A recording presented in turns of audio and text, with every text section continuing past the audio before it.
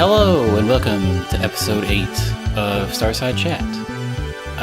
This is our podcast where we talk about news and views. I'm your host, one of your hosts, Aaron, and with me as always is Zach. Hey, that's me. Yeah, Zach. Our weekly podcast that I guess we recorded a version of it last week, but yeah, we did a special. I mean, I'm sure our podcast is going to morph into something very similar to that for the weeks leading up to E3 and during E3, where we basically are just talking about E3. That's true. Yeah, we're getting pretty close to it now. Press conferences coming up, very excited. Even today there was some news, but we probably are not going to talk about that today. But look forward to more coverage of E3 in the coming weeks. But today, we're going to start off with something that happened last week, but we didn't get to talk about because we talked about Google I.O. Red Dead Redemption 2 came out with a trailer. Did you take a look at this, Zach?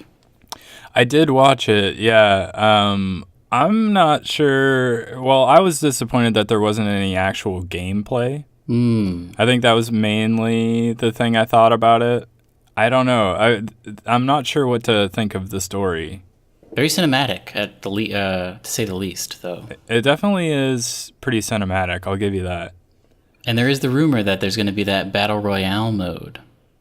Well, yeah, so there's been nothing to hint that that's for real. It's just that we've heard rumors for months that maybe they would do one, and it would make sense for them to do it. I just don't know how, given the setting, that they will pull that off, but...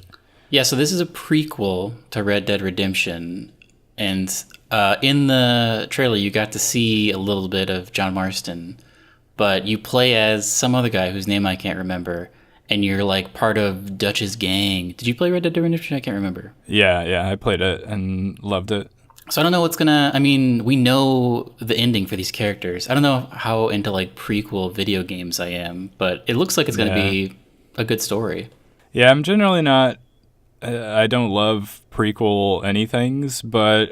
You know, it's all right. Some of them can be fine. And my suspicion is that maybe at some point you trade hands from like the main character of this game to John Marston, and you kind of live cool. some of his exploits that were maybe mentioned or hinted at in the last game. But you had an interesting theory on how that might happen, like the switch over from the old character or the main character to John Marston. Oh, yeah. I thought that it would be a cool thing that we haven't seen before if it was sort of like a high noon duel type situation and your character is up against John Marston, and then right before you guys pull the trigger, it flips and suddenly you're playing John Marston and you kill the person you were just playing as for like the first like 10 or 20 hours of the game. Yeah, that would be a cool, interesting cinematic way of swapping characters. But we'll see. Going from a prequel to a sequel, another thing that happened last week, Beyond Good and Evil 2, which we haven't seen since 2 E3s ago, I want to say. Was it not last year? I don't think it was last year. I think it was 2 E3s ago where they announced it. I think. Maybe I'm wrong. I can't remember. I never played Beyond Good and Evil, but this Beyond Good and Evil 2 is shaping up to be a very different game. It's like open world to the max, like open universe, basically, where you have ships and you can go between planets a little bit. And they showed some more like very, very alpha like combat and like ship mechanic gameplay. Did you take a look at this gameplay?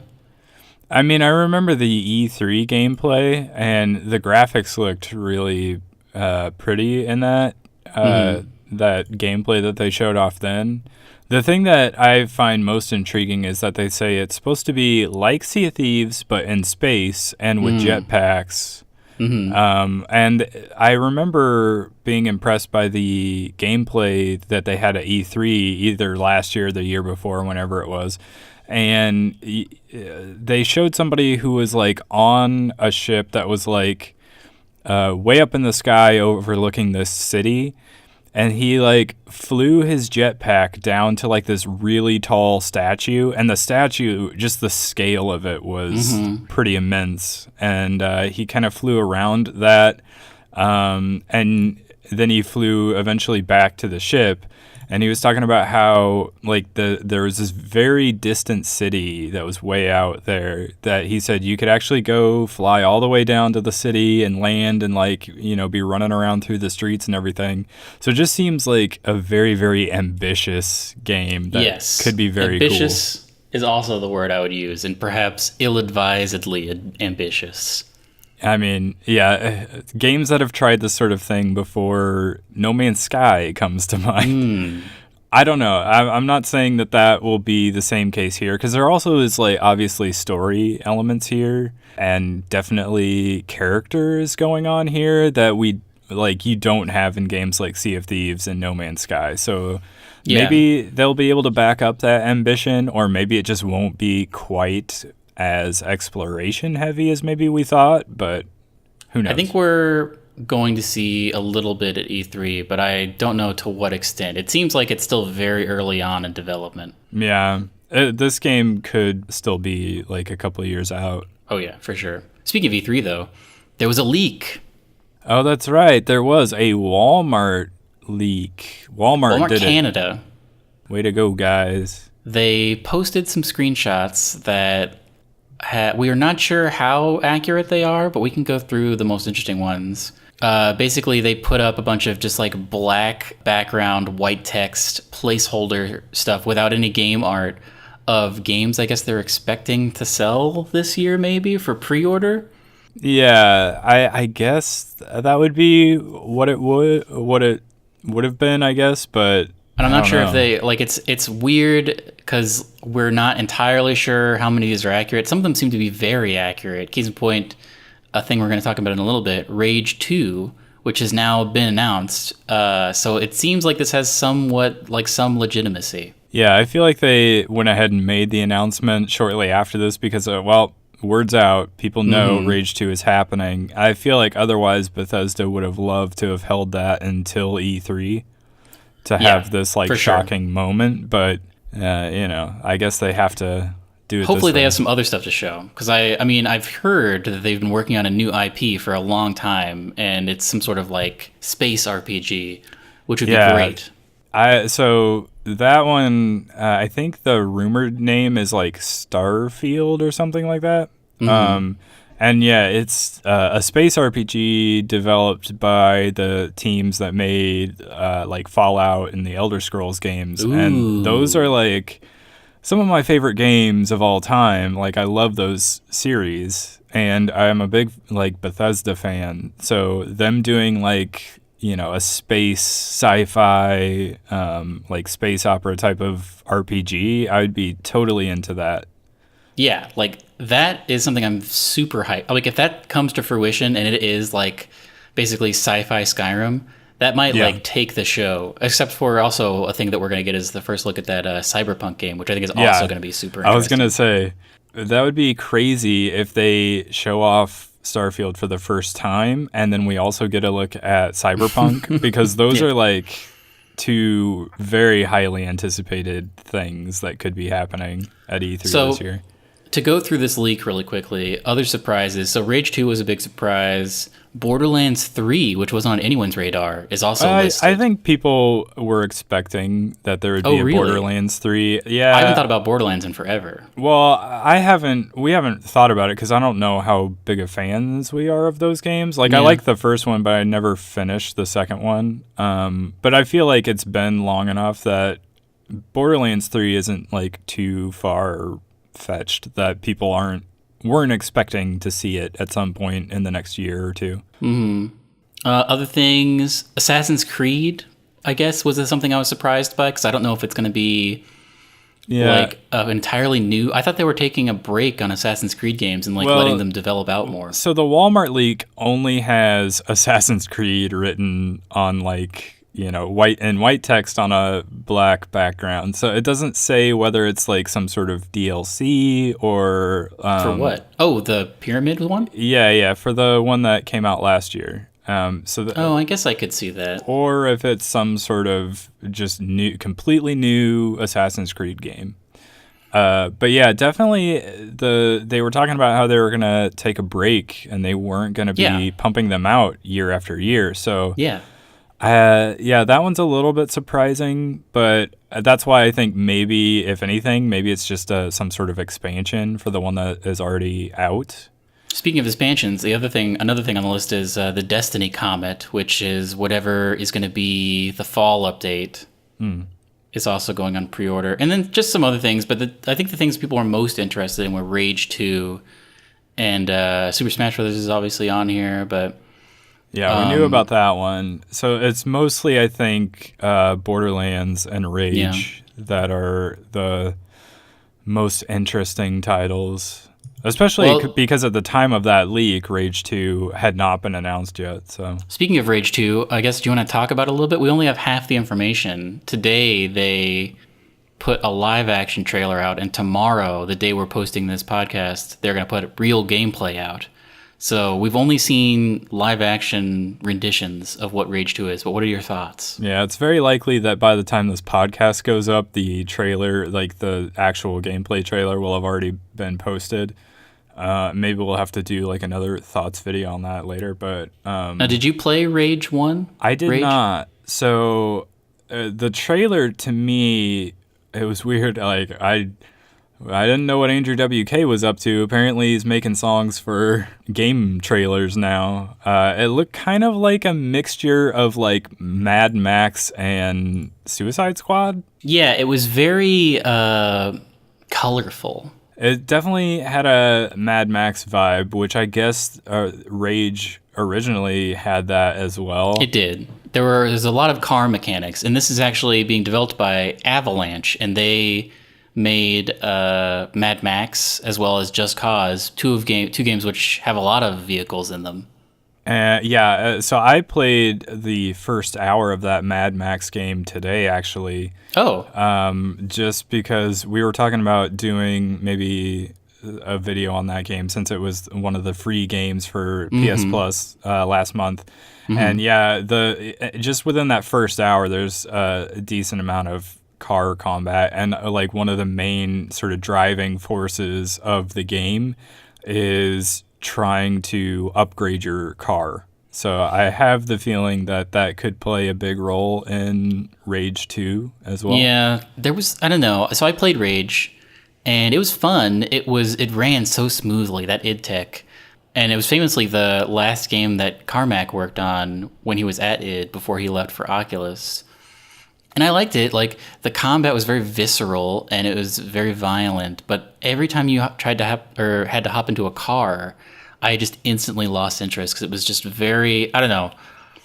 I found the car stuff to be very not fun, and especially like car combat. I have never enjoyed, even Mario Kart combat. It's just too much of a pain that you can't like. I don't like not being able to strafe when I'm in a combat. Yeah, I mean, it didn't bother me in something like Mario Kart, which I guess has like it's built around a race, and the car combat in a lot of other games is pretty free-form combat.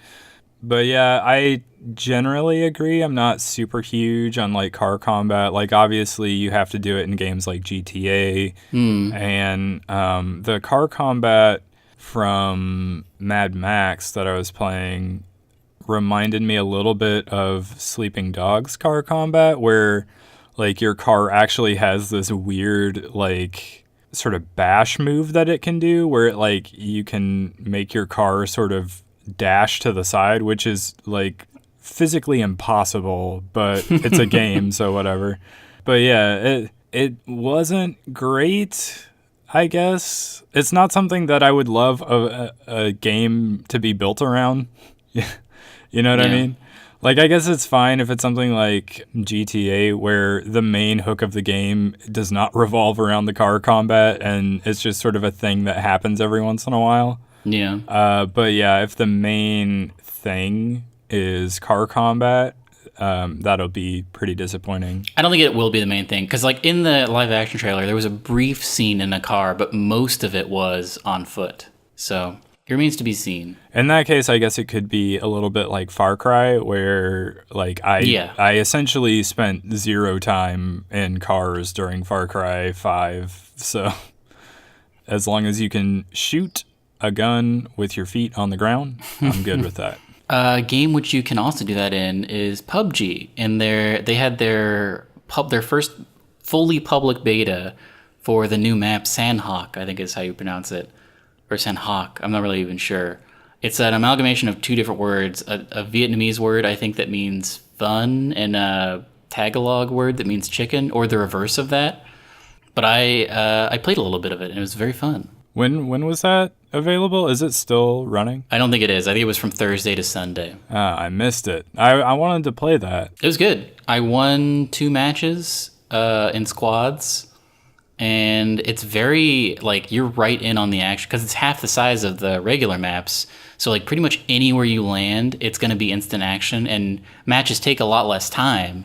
And it's interesting because when you're doing your flight path over the island, you can pretty much get to almost anywhere because you have a lot less time to travel. But a thing that we started doing that what I really liked, there's a part of the map where there's a huge underground cave. Like, you always see those videos of people parachuting into a giant open mouth cave with a lake in it. There's a thing like that where if you position yourself just right, you can parachute from the plane into this underground cave area. And that's sort of like a cool, there's only a couple guns down there, and so it's a mad dash, and you can basically win the cave, and then there's some jet skis where you can jet out into the open world. But it was pretty fun. As far as I can tell, there's not like a school area. School famously is like the place where everybody drops for like instant action, or like on the Miramar, it's I think it's Casa de la, what is it? Hacienda del Petron. Hacienda, not Casa. Anyway, as far as I can tell, there's not a hacienda or school in this map, but it's still being worked out, and I think the loot is definitely not final, because it seems like there's a ton of loot everywhere, and so they're still just kind of testing it out. And I played it on the experimental server, so there was other like small changes to the gameplay that were kind of interesting, but definitely cool. You should check it out sometime. It's pretty fun. Yeah, I'm interested in checking it out just because it does seem like faster action, and that's something that I would love to try out with, because I do think the shooting mechanics in that game are pretty good, but you don't always get to do very much of that, so it'd be nice to try that out. Yeah, I almost always drop Hacienda or School these days just because I want instant action, and then if you win it, you're pretty well geared to go into the second part of the game. Well, speaking of free weekends, Overwatch is going to have a free weekend, not this weekend, but next weekend, May 25th through the 27th. Oh. And it is, I want to say, leading into, or it's shortly after the start of their next event, which is their anniversary event.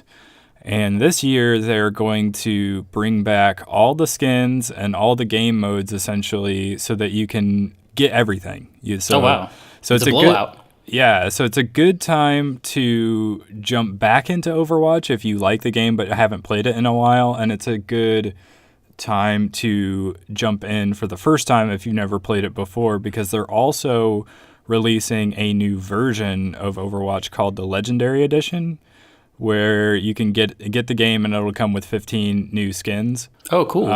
Or 15 skins. I shouldn't say new skins, but there is going to be new skins. In fact, they say there's going to be over 50 new cosmetic items, including 11 skins and some new dance emotes. But yeah, it seems pretty cool. I always seem to jump back into Overwatch during the summer event for Lucio Ball and for the October event for Halloween and the Dr. Junkenstein's Revenge. But I tend to miss a lot of the rest of them just because I'm busy with other things. So it'll be nice to like either play some more Lucio Ball because I just get addicted to playing that game, or try out some of the other game modes that I have missed. But also it's a chance to get some of those skins that I haven't gotten before. So yeah, I'm pretty excited for it. I've gotten back into Overwatch recently, so. Yeah, I have to check that out. I have not played Overwatch in a very long time, probably over 2 years. Well, I mean, the game's been out for, I guess it's been out for 3 years. 2.5, maybe? I played it a lot in the first like 10 months probably, and then I kind of fell off, and then just other stuff came up. But one of the things I was playing in the meantime was Stardew Valley, which you have also played. I have. I like Stardew Valley, but I haven't played it in a while, and I do hear that there's a new co-op mode out, and I have not played it yet. So you can opt in. The beta is still a little buggy, and it has a chance to corrupt save files. So it's yeah, you have to. It's a very low chance, but if you opt into the beta, then you can start a new farm, and you might even be able to invite people to your current farm. But basically, you start a new farm, and then you have to build a cottage for as many of the people as you want to play. Up to 4 people can play one game. So I think it costs like 100 gold and like some amount of stone or some amount of wood, depending on which cottage you build. But once you build the house on your property, all you have to do is send them the invite, and you guys can start playing. And it's a lot of fun. It's a thing that stressed me out about Stardew Valley was like getting everything I needed to do done in a timely manner. But if you're just a ranch hand, like playing on the farm, if the other person has like milestones they're completing, and you can just like mess around and farm and like progress someone else's stuff, I find that to be very relaxing and rewarding. I was going to ask, is it sort of a shared farm that you can sort of jump into whenever, even if you're not in co-op, or how does that work? I think that, so my friend is hosting it. I think he can jump in whenever, but I can't jump in unless he is running the game. That's kind of, I guess that makes sense. It's interesting. I wasn't sure how they were going to handle the co-op and how your character would progress, if at all, while playing co-op. It's a lot of fun. You both can like have relationships with townspeople, but I have not really been doing that. It's so like you have so much. It feels like you have so much more time in the day because you're 2 people are completing tasks. So like one person can like run into town and get stuff. Another person can go straight to the mines every day. You just accomplish so much more. Like some things aren't shared. Like for instance, both of us have to upgrade tools, which take a lot of money, and both of us need to buy backpacks separately, which also cost a ton of money. But you're also making more money because you are able to accomplish more tasks. Yeah, but it's a lot of fun. Yeah, it seemed like it would be pretty fun to do, and a good way to get somebody into the game who hasn't played it before. Yeah, it's great for couples. Yeah. Maybe I should jump back into Stardew Valley just to check that out, because I do really enjoy the game. I just haven't played it in quite a while. Mm-hmm. I have it on Switch, though. And, oh, really? I didn't know that. Yeah, so I can play it on the go. Man. But yeah, I'm wondering if the co-op is only out on PC right now. Is that right? Yeah, because it's still beta. Right. So hopefully eventually it'll come out on Switch, and then you'll just be able to like pass a Joy-Con. Yeah, that would be great. That would be good. We shall see. Something else that we're both getting back into a little bit is Destiny 2 Warmind. Getting into it might be a little strong. I have only really played through the story. Mm-hmm. And what are your thoughts? So I recently played a download for Destiny 2 where you finally meet this guy who has been like talked about, and they're like legendary. There's all this like lore about them in Destiny 1 and Destiny 2. And the main thing seems to be about them, but instead you fight some creature that you've never even heard of before, and then I had never heard of the girl before. At the very end of it, you have one very short conversation with this legendary character, and then, you're talking about Rasputin, and then you leave, and that's it. But enough about I think that's a good summary. The Curse of Osiris. Let's talk about... You see what I was doing there? Nice. I did not see what you were doing there until you did it. Anyway, that was my one joke that I had. I did not really enjoy the writing of the main girl. She was still kind of like too jokey and quippy for me, but I don't know. Also, the story was not super long. I think it was only 4 missions, I'm pretty sure. Yeah, it's pretty short. The ending was fine. Like, Rasputin actually talking. I was really worried you were going to kill Rasputin in it, which would have been stupid to me. But he's still alive, I guess. Well, I read something that... No, go ahead. I read something that sort of like these two DLCs feel... Or someone was saying they feel like sort of people just putting the pieces on the board for whatever is going to happen in the fall. Like, you're sort of reminded like, oh, Osiris is a thing, and oh, Rasputin is a thing, and now he's awake. And so now we have all these characters in play, and maybe the fall update is going to play with these people. Yeah, so I was going to talk about that because they both kind of felt to me like they were leading up to something interesting, and then they just kind of stop. They just kind of end, and you're like, okay, I thought we were going somewhere with this, and then it just ended. And so I was pretty disappointed by that, but also, like, both Rasputin and Osiris have been, like, names we've been hearing since the beginning, basically. Very true. And you get so little time with them, and then you just walk away, and that's it. And so that's super disappointing as well. I think Bungie is just awful at storytelling. Because, to be honest, I agree. Like, it's fine if you are... like doing like this happens in TV shows all the time. They call it table setting, where you have an episode that isn't really filler, but it just sort of like sets up a lot of things that you know are going to like pay off later. And that would be fine if they were dropping new like story DLC, like 90-minute DLC like every couple of weeks. Or, oh my God, that would be amazing. Or like every other month. Yeah, if it was like this episodic thing that they were dropping just sort of pretty constantly, that would be fine. But because they're like dropping it and then like 6 months later, they're dropping another one that feels exactly the same. And then we have to wait another like 6 to 8 months to get like that payoff. It doesn't feel good. Yeah, it's just... It does feel like they sort of are looking back and the people writing the story are just given free reign, and someone is just like, here's all the proper nouns in the Destiny universe, do what you will with them. And some guy or girl is just picking up like, oh, Rasputin, I'll write a story about him.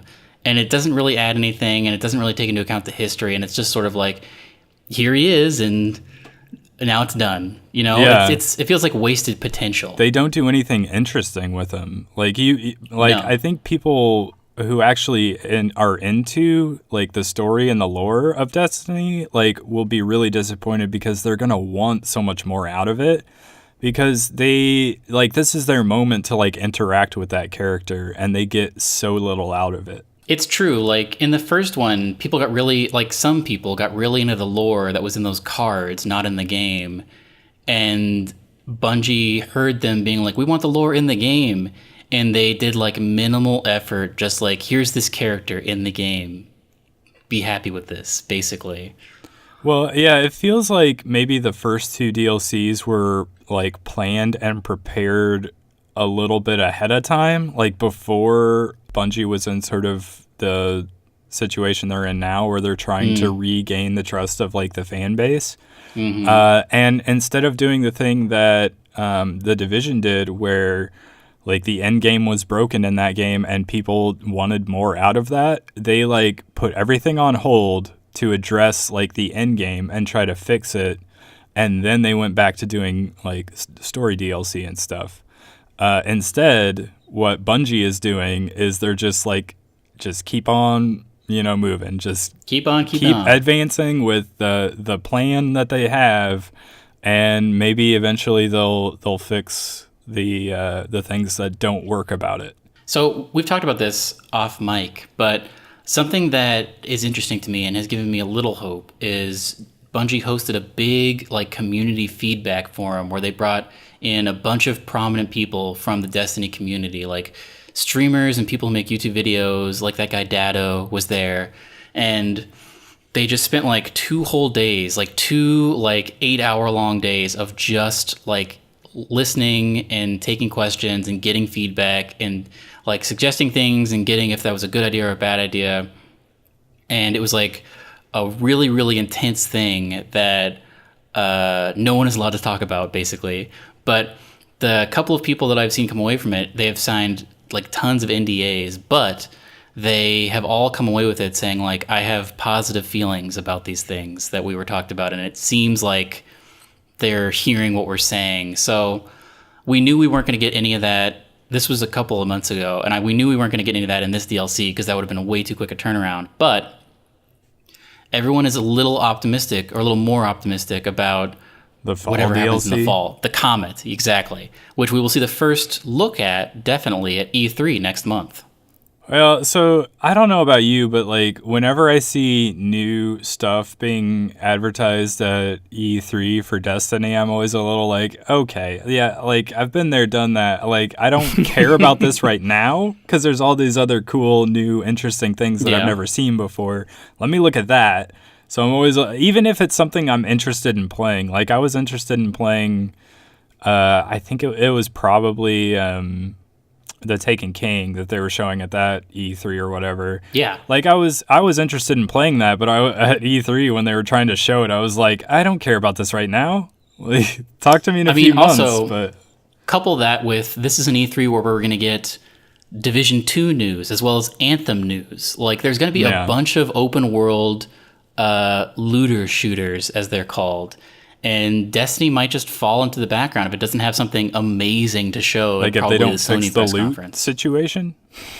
Like loot is not interesting right now in Destiny. No, not at all. And it's supposed to be a looter shooter. Like right now you get drops and none of them matter because they do nothing to increase your power, but also they're like the weapons and armor you get pretty much don't matter. Like I will say that the update that came out alongside of Warmind did make the exotics feel cooler. Like they were definitely better than they used to be, but yeah, like the loot is still not interesting at all. It's just like Destiny 1 somehow there was just the chase, you know, like getting Thorn, or like I remember when I was chasing after what was the sister gun to the first curse? Yeah, it was the first curse, not the last word in the first curse. And part of that quest was a thing where you got this quest line called Imprecation,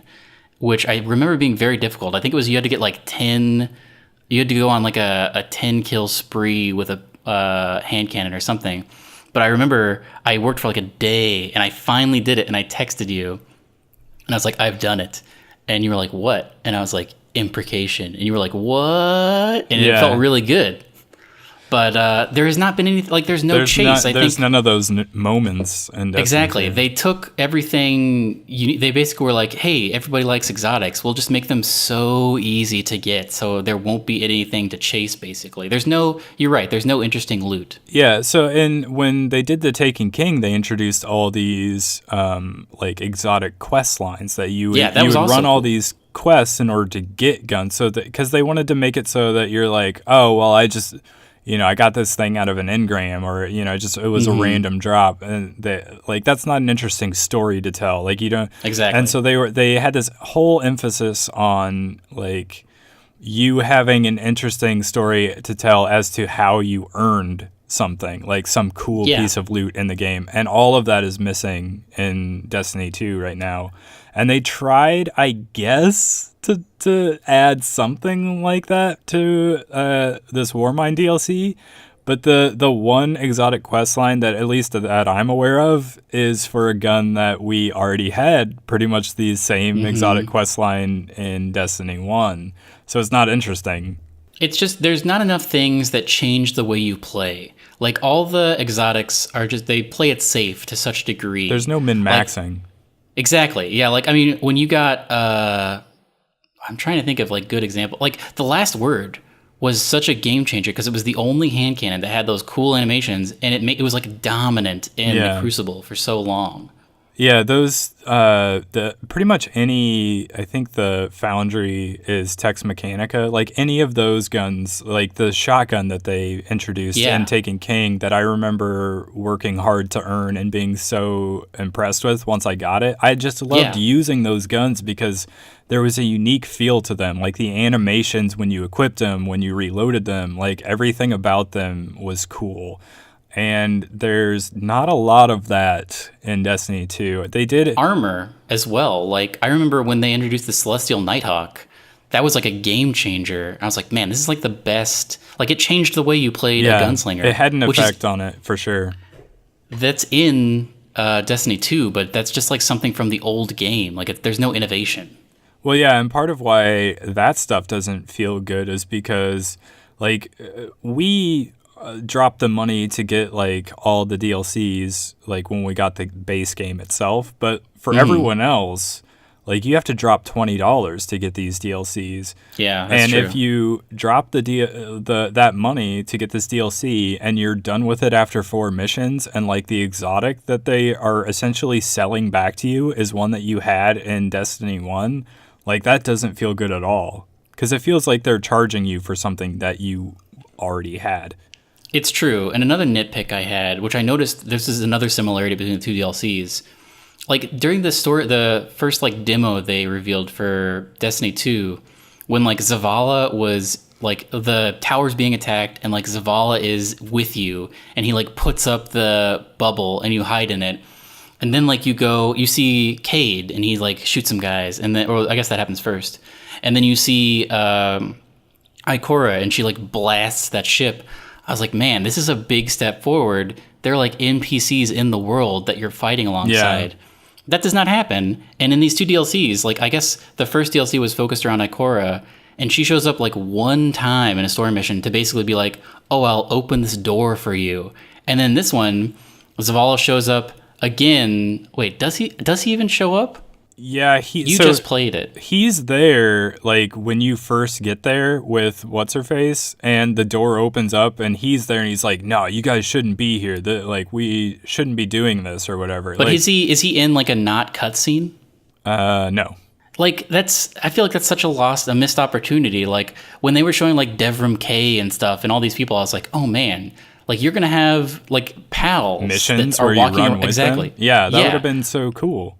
But that did not happen. It was basically I don't want to say it was a trick, but I feel like it was false advertising. It was a little bit, but yeah, that Zavala thing is actually kind of weird because I don't remember what, it's either like a story mission or a strike from like Vanilla D2 where like Zavala can be heard saying like pretty positive things about Rasputin and how we're like glad to have him on our side, but throughout this entire thing he's like, no, he's bad, we can't.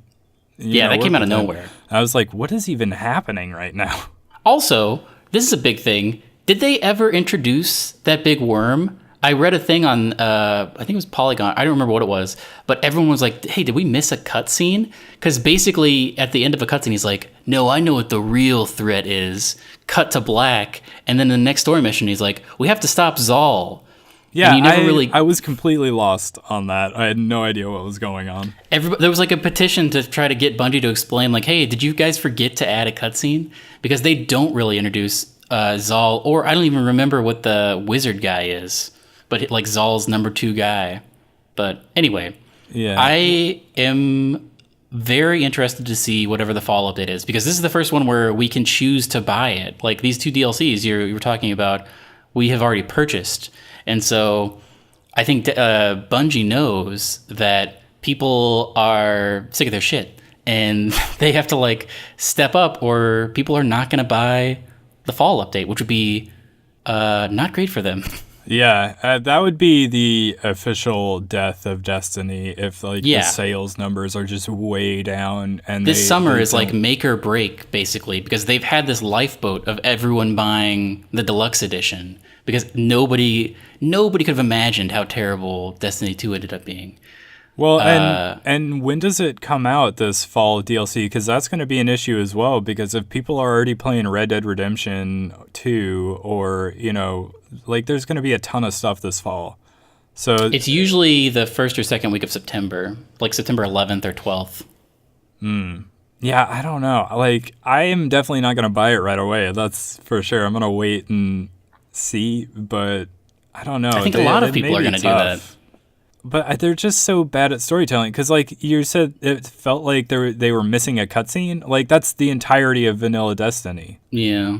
And there's other pieces of like the story from even Destiny 2 that feel that way to me. Like, I don't know. Half the time I don't even know what's going on in that game.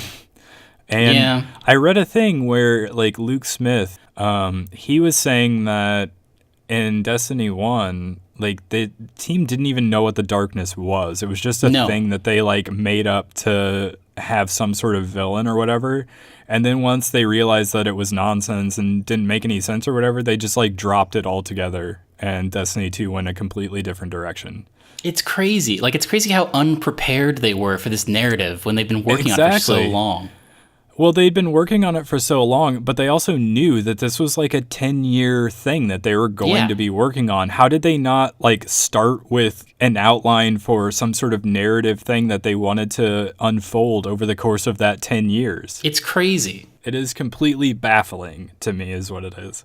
I hope someday, years from now, there's like a tell-all Netflix documentary series about, like, what happened. Because I'm sure there is crazy stuff going on in the background. Like, you used to hear all those rumors about how they had to, like, restart production of Destiny 1, like, right before it launched. They had to tear out a bunch of stuff because Activision was just like, no, we don't like any of this stuff. I'd be very interested to see. I'm very curious what that game would have looked like, and how far along they were once, Activision told them to make some changes, and they essentially gutted what they had for Destiny 1. Like, a thing that I heard was, like, the opening to Destiny 1 was like, every race was supposed to have its own opening and how they got to the city. And the one you did, regardless of your race, was the EXO one. And, like, there was a whole thing where if you were human, you had a whole different storyline how you got. And, like, there was, like, there's a bunch of more complexity, which is what people wanted. But it just they just stripped it all down for some reason. Because it kind of doesn't make sense, like, why... the blue race or whatever, why those guys, the Awoken, why the Awoken would necessarily even be on Earth there, and also, like, when you go back to the Awoken in Destiny 1, they don't like you for some reason, and it's like, you're the same race, like, what's going on?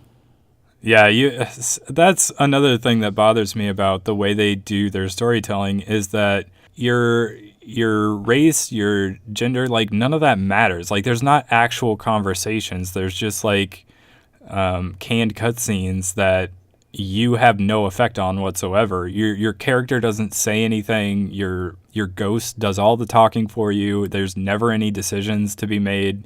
It doesn't change depending on, any factors whatsoever. So it doesn't really even feel like you have an effect on the world around you. Even though you have the biggest effect, and people are still just like, you're just a guardian. Like, you've literally killed, like, 4 gods at this point. Yeah, it's so silly to me. But another thing, like, back to kind of the way the classes and the armor don't feel good, and there's, like, no min-maxing. It's kind of the same way there, where, like, you don't really talk about builds in Destiny. No. And it's supposed to be an RPG, and in all RPGs, people are, like, making build guides, like, check out this build I made where you take these perks or whatever, and you use this type of armor, and you use this weapon, and and this is, like, the play style for that, and how it's different or how it's good.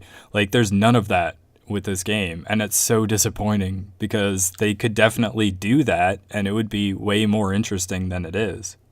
Yeah, they turned the dial, for the, like, complexity dial, way down for this one. I think to appeal to a bigger audience, but for people who, like, did this as a hobby and would play every week with friends, it's turned something that was somewhat complex into something that's basically, like, I mean, there was so much complexity with your skill trees in the first one, and now, like, you basically have 2 choices, which is kind of a bummer. But I'm not sure there was that much complexity to begin with, but there was definitely more than there is now. For sure. But should we get to what we've been watching, playing? Because we have a lot this week. We have. So, yeah, Destiny 2 is not the only thing we've been doing recently. Tell us about Arrested Development. Yes. So they released this new version of Season 4 on like a Friday. And then on the Monday afterward, they were like, and also Season 5's coming out at the end of May. But Season 4 was very divisive because it was... because of scheduling conflicts, they couldn't have everyone all the time. So the way they solved this was basically one episode would be about one person in the story, and then like there were a bunch of things happening, and there was a bunch of crossover. But you would basically follow one person, and you would see random stuff in the background, and then when the next person's story came up, you would see like their perspective, basically. And it was interesting. A lot of people didn't like it. I didn't mind it. I thought it was a little... Yeah, I didn't I found mind it to be a little either. more depressing. But overall, I thought it was a fine season. And it was like 15 episodes, I think, and they were longer episodes. They were like 45-minute episodes. But what they're calling Arrested Development Fateful Consequences is a re-edit of that season that is regular 22-minute episodes, and there's 22 of them. So it's like it feels longer almost, but it's a re-edit where a lot more people, it doesn't follow one character per episode, and it flows a little weird at times, but overall, I enjoyed it. I felt like it was a successful experiment, and it got me really excited for the next season. So this is on Netflix right now?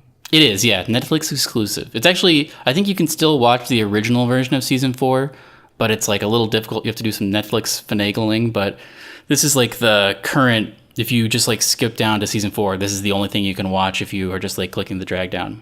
But I would watch it, but good. I've recently given up Netflix. Oh, that's right. So you're not going to get it for Arrested Development Season 5, are you? I don't know. Maybe. We'll see. I'm not sure. Maybe just long enough to like get through the season and then stop again. Well, you've been watching stuff on HBO, it seems, which I do not have at the moment. So I mooch, but yeah, I have been watching 3 things actually. So Westworld Season 2 has been running, Which I have not seen any of yet, and I don't want you to spoil any of it. I wasn't planning on talking about it, but the most recent episode's really, really good. You should definitely get caught up with it. Hopefully I will soon. However, this week, the season finales for both Silicon Valley and that new show Barry were on, and I enjoy both of those shows. Silicon Valley actually kind of feels like it's wrapping up a little bit. Like they feel like they're, I don't know, getting to a point where they could potentially like end the show, I guess. Maybe that's just the way I felt coming off of the finale. But like there's obviously still room for them to grow and like things that they could still do. But for the first time in what seems like a while, the show is not like ending a season at a point where you're like, oh, we need more of the show to resolve this issue or whatever.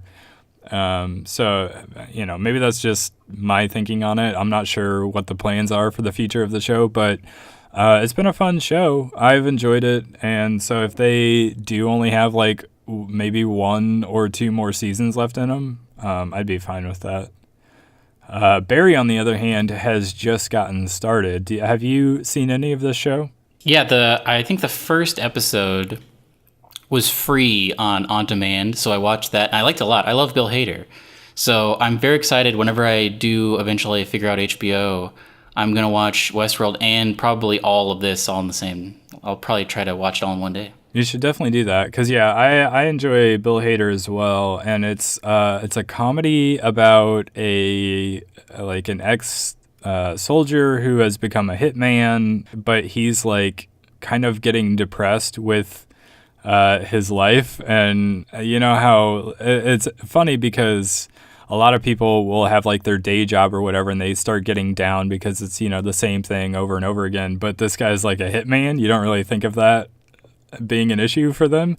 But yeah, he's kind of in that place, and he like sort of happens upon an acting class and somehow ends up getting involved in that, and that feels like the spark to sort of get him out of his funk. So, but as he gets involved in that, he, of course, endangers all the people around him because he is in sort of a tough line of work where there are like, mob bosses and all sorts of bad villain types of people to worry about. So, yeah, it gets pretty suspenseful at times and it has a few twists and turns. So, I think you're going to enjoy the show. I think this is right up your alley. I'm excited for it. And then something else you've been watching is Cobra Kai, which I was not even on my radar at all because I don't have YouTube Red. Yeah, so this was something I didn't think I was going to watch because to me it seems like YouTube Red is mainly like what they have is all sort of YouTuber centric, where they just have like exclusive versions of like YouTubers making videos, which is not really something I care about. But Cobra Kai is like an actual show. It's a show that is obviously based on the Karate Kid from the 80s, which is a classic. I enjoy that movie. But so it picks up, many years later, obviously, and the kids, like the main kid is now a successful, like owns a car dealership. And the guy he beat from Cobra Kai, which was the competition dojo or whatever, that blonde-haired guy, he is now sort of a bum a little bit. And he's trying to get his life in order and like he's trying to change the way things are. And so he starts Cobra Kai dojo and like takes in students and they sort of help change his life and everything. So you end up rooting for him, and it's interesting the way the show kind of reframes the events of the 80s movie a little bit more through his perspective. Because I think a long time ago somebody made this YouTube video about how basically the main guy from the Karate Kid movie was sort of the bad guy. Because he does just sort of show up out of nowhere and like steal this dude's girlfriend, and he like has his master like beat them up at one point, and he like he goes to this like Halloween party and like pulls this prank on him, and eventually at the end of the movie during the like big tournament thing, he kind of pulls like an illegal move on him to win. So like you can definitely make a case that the main character of the Karate Kid is actually kind of a jerk. And so it's interesting the way this show sort of essentially feeds on that idea and sort of reframes those events. But it's more balanced than that. It's not necessarily only from his perspective. It also follows the original Karate Kid, who is obviously, he owns a car dealership now. It kind of follows him and his family and this other guy. And so when it does eventually come down to a tournament, because it has to, obviously, it's a karate movie, you kind of don't know who to root for a little bit because it kind of plays both sides a little bit. So it's interesting. The writing How much is YouTube Red? The writing's not always great. The acting's not always great. I will say that, just to warn you. Okay. But it's an enjoyable show. YouTube Red, I want to say, is like $8 to $10, somewhere in there. And you get Google Play Music, which is the main reason I have it. But yeah, it's nice to not have commercials on YouTube. So very true. Yeah, I got a brief free trial of it when I got my Google Home. And it was nice, for sure. I was going to say, if you haven't used your trial, you could use it just to watch the show and then cancel. That's a good point. Yeah, anyone who's buying Google Homes right now, you could probably check it out. Definitely. So before we talk about the shows that got canceled, I also wanted to briefly mention that What We Do in the Shadows, that movie by Taika Waititi that I love, is like one of my favorite movies of the last few years. It's a hilarious like mockumentary about vampires living in New Zealand. That is going to get a TV series by Taika Waititi and Jermaine Clement. who you might remember from Flight of the Conchords. They're not going to be in it, though, right? I'm not sure, actually. I know they're like producing and maybe writing. This is FX, correct? Yes. And this is separate from, I think, a thing that is happening in New Zealand, which is a show based on the cops from that movie. Oh, yeah, I heard about that as well. And then there's another thing. There's another movie that is going to be about the werewolves called We're Wolves, which is also separate from this. Right. So this is an American version. Yeah, basically, Taika Waititi's What We Do in the Shadows is sort of exploding into like multiple types of media, I guess, which is pretty cool. His next movie is that thing where he plays Hitler, right?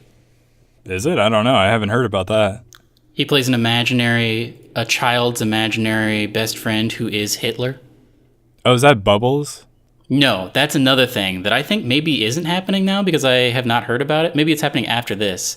This is a movie where like a child who really wants to be in the Nazi youth is living in like old world Germany, and he has a little Jewish girl living in his attic who he hates, and his best friend is his imaginary friend Hitler, played by Taika Waititi, and then probably it's they learn to love each other. I'm not sure, but I forget what that's called, but I know that's like, I think that's what he's doing right now, because I saw a picture, I think, of Taika Waititi dressed as Hitler, and it was very funny. Yeah, I don't know, but I would watch anything Taika Waititi does because he's great. He's one of my favorite directors, anybody working right now. Yeah, he's great. So definitely, if you haven't watched What We Do in the Shadows, definitely watch that, and then look forward to the fact that there's going to be a TV show on FX based on it. Very cheap on Google Play right now. I think it's only like $4. But that's a show that is coming soon.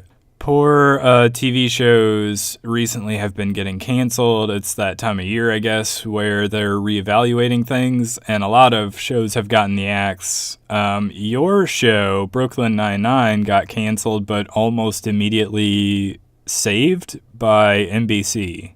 Brooklyn Nine-Nine is a great show, and I love it. It's got great people on it. There's always tons of awesome people. Like Jason Mantzoukas has done many guest appearances, and Paul F. Tompkins was in an episode, and Scott Aukerman was in an episode.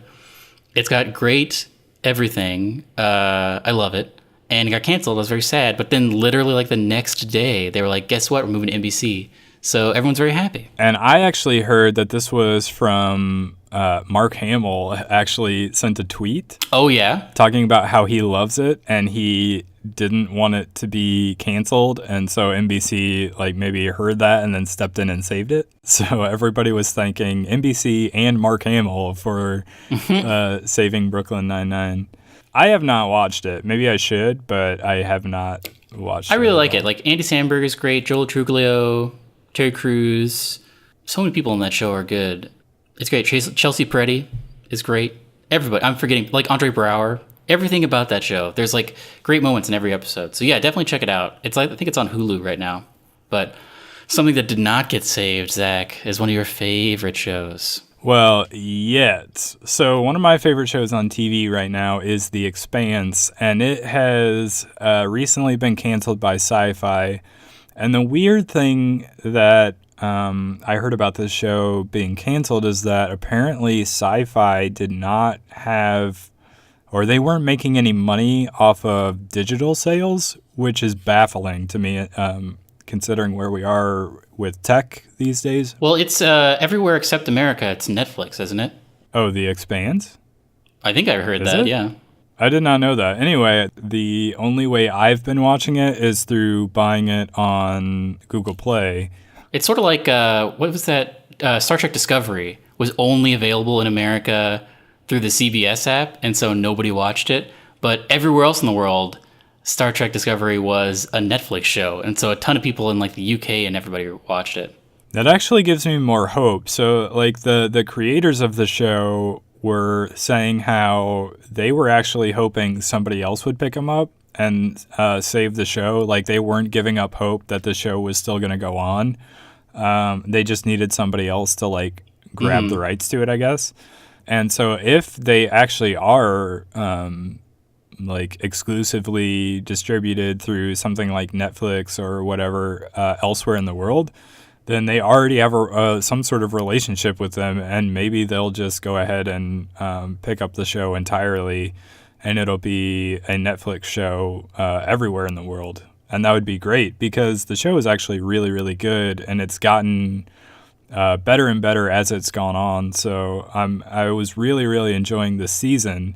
And so it sort of came completely out of left field to me when I read the news that Sci-Fi was canceling it, because I was like, not only is this season really good, but like critics have been praising it, and every article that I've seen pop up about the show has been talking about how it's probably the best show on TV right now. And yet I've only heard good things. Yeah, and so I guess Sci-Fi just had the short end of the stick as far as like the rights to the show, because they were living and dying based solely on whether people were watching it on the network, on TV, and that's not how most people consume TV anymore. So it's a good point. Everybody's cord cutting. Hopefully, now I know I don't have the reach that Mark Hamill has, but I did tweet at like Netflix and Amazon and even YouTube Red saying if they want more subscribers, pick up this show because it's great and it